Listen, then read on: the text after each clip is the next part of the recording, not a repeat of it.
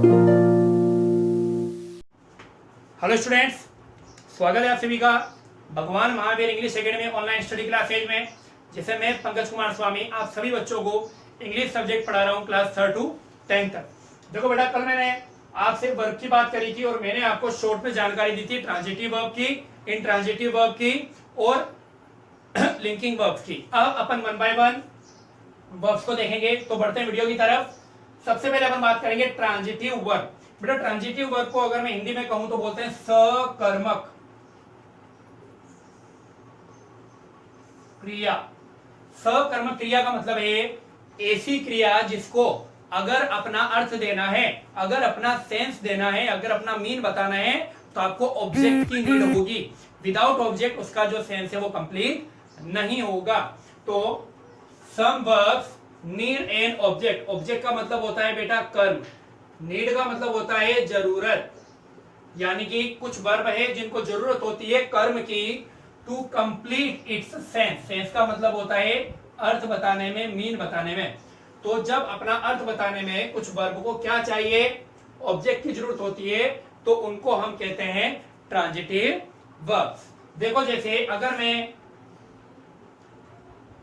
इन sentence के अंदर, जो मैंने 4 सेंटेंस लिखे हैं, तो इन सेंटेंस के अंदर जो स्पीकर है उससे जो लिसनर है वो क्वेश्चन कर सकता है। अगर मैं कहूं ही एट, उसने खाया, आप बोलोगे व्हाट, क्या खाया सर, तो क्या का आंसर क्या आया, फूड। यानी कि इसको पूरा करने के लिए मुझे इसके कर्म की यानी कि ऑब्जेक्ट की जरूरत पड़ी, फूड। अब वो मेरे से नहीं पूछेगा, अब उसके पास में कोई भी क्वेश्चन नहीं है। दे आर प्लेइंग, वो खेल रहे हैं।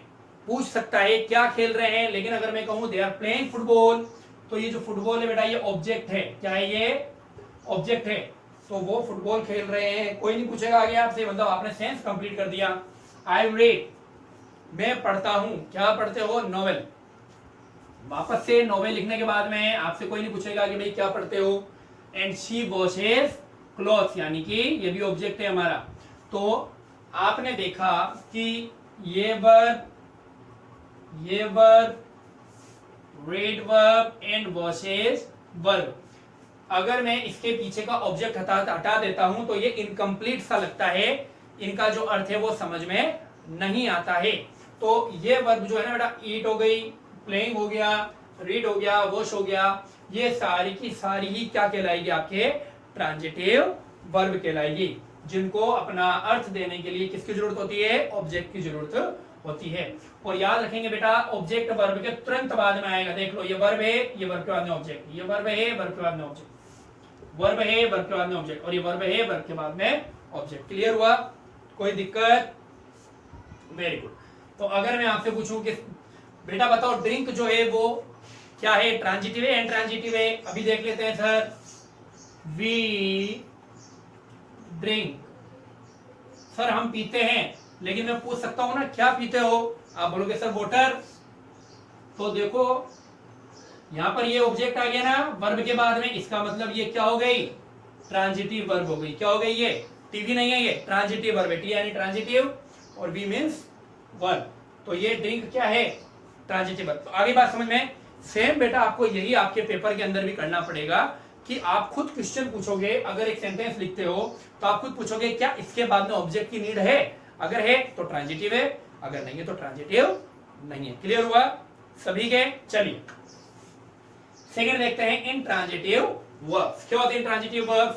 सम verbs do not need, do not क्या होता है, जरूरत नहीं, जरूरत नहीं, एन ऑब्जेक्ट, ऑब्जेक्ट यानी वापस से कर्म, टू कंप्लीट इट सेंस का मतलब अर्थ, यानी कि कुछ वर्ब ऐसी है जिनको अपना अर्थ समझाने के लिए किसकी जरूरत नहीं होती, ऑब्जेक्ट की जरूरत नहीं होती है। कोई दिक्कत, पक्का? चलिए अब देखते हैं कौन कौन सी ऐसी वर्ब है। सबसे पहले the baby is sleeping in cradle. अब आप बोलोगे सर स्लीपिंग के बाद में इन क्रेडल लिखा है ना, ऑब्जेक्ट तो आ गया। अरे बेटा ये ऑब्जेक्ट नहीं है, ऑब्जेक्ट हमेशा नाउन होता है। अगर मैं यहां से इन को हटा देता ना तो आप कह सकते थे कि सर ये तो क्या है, ऑब्जेक्ट है। ये ऑब्जेक्ट नहीं है बेटा। ऑब्जेक्ट का मतलब होता है जो वर्ब के तुरंत बाद में आता है। ये वर्ब तुरंत बाद में नहीं, देखो बीच में क्या आ गया, इन आ गया। आ रही बात समझ में? तो याद रखना आपको लगेगा कि ऑब्जेक्ट है, ये ऑब्जेक्ट नहीं है बेटा, ठीक है ना। तो आगे देखते हैं। तो द बेबी इज स्लीपिंग, बच्चा सो रहा है।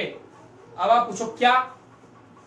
अगर आप पूछते हो व्हाट यानी कि क्या, तब अगर आंसर आता है तो वो आपका ट्रांजिटिव वर्ब है। ये तो मैंने पूछा वेयर, कहां सो रहा है, तो पता चला इन क्रेडल, अपने पालने में सो रहा है। आ रही बात समझ बेटा, ठीक है। नेक्स्ट देखो, ही हैज रन, रन यानी होता है दौड़ना, वह दौड़ा, क्या नहीं है ना, कोई सेंस नहीं है क्या का। अब ये पूछते हैं कैसे, हाउ, उसका मैंने बताया आंसर वेरी फास्ट, बहुत तेज। तो बात आ रही समझ में। जिस वर्ब के क्वेश्चन को हम कहें क्या यानी व्हाट से क्वेश्चन करें, उसका जो आंसर आता है वही हमारा ऑब्जेक्ट होता है बेटा, ठीक है। समझ में आ रही बात। तो याद रखेंगे यहाँ पे ये क्या का आंसर नहीं है। तो रन, फ्लेप, इसी तरीके से फ्लाई। बेटा फ्लाई जो है वो ट्रांजिटिव भी होती है, कैसे, जैसे अगर मैं कहूं द चिल्ड्रन फ्लाई काइट्स, तो आप कहोगे सर फ्लाई, फ्लाई से हमने पूछा क्या और आंसर आया काइट्स, बच्चे उड़ाते हैं क्या, पतंगे। आगे बात समझ में। तो ये इसका मतलब ट्रांजिटिव है। लेकिन यहां पर सर बर्ड फ्लाई, चिड़ियाएं उड़ती है क्या, या जो पक्षी है वो उड़ते हैं क्या, लेकिन यहाँ पर आंसर नहीं आएगा ना। इसका मतलब ये इंट्रांजिटिव वर्ब है। इसका मतलब बेटा जो फ्लाई यानी कि उड़ना जो है वो ऐसी वर्ब है जो कि ट्रांजिटिव भी है और इंट्रांजिटिव भी है। चलो अब नेक्स्ट देखते हैं। शी लाफ्ड, उस वह हंसी, पूछो क्या, कोई आंसर नहीं आएगा, इंट्रांजिटिव वर्ब है।